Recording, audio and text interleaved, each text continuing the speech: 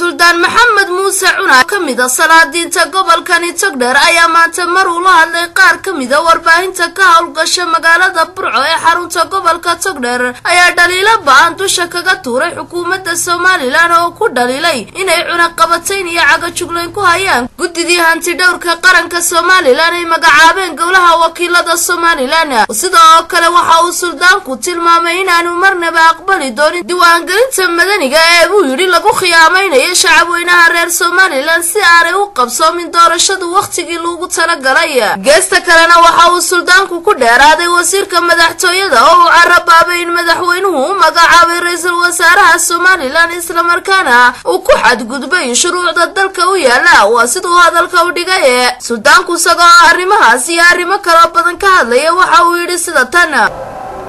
xisbiga xilkiisu muxuu yahay wasiirka madaxtooyada mar lagu sheegaa halka waxa kale inaan inta ku dari lahaa waxa uu tahay hanti dhawrkii qaranka guddigii dabagalka hantida qaranka ee baarlamaanku ay sameeyeen in aanay lagu talagalay inay ilaaliyaan hantida guud ee ummadda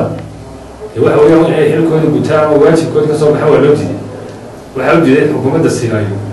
maayiradii iyo barsaabadii loo yaro loo kulmo waa la diiday wax walba soo taageen laakiin adigu cadeeyay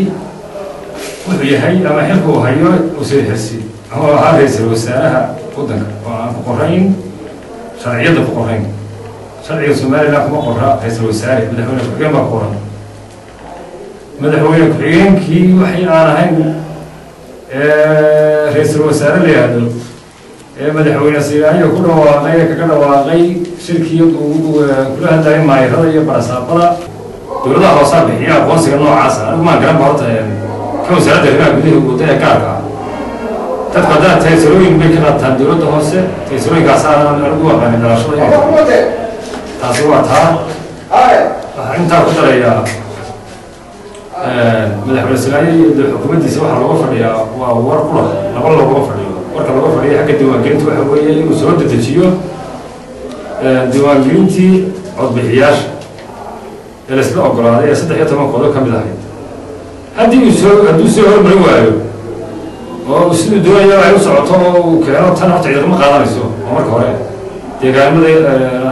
دجامة يدا كمان عيسو دجامة يقول لي وضع كبير السنة كمان عيسو ولا بس يا ما حسب كليه ما وبروقاد المحمد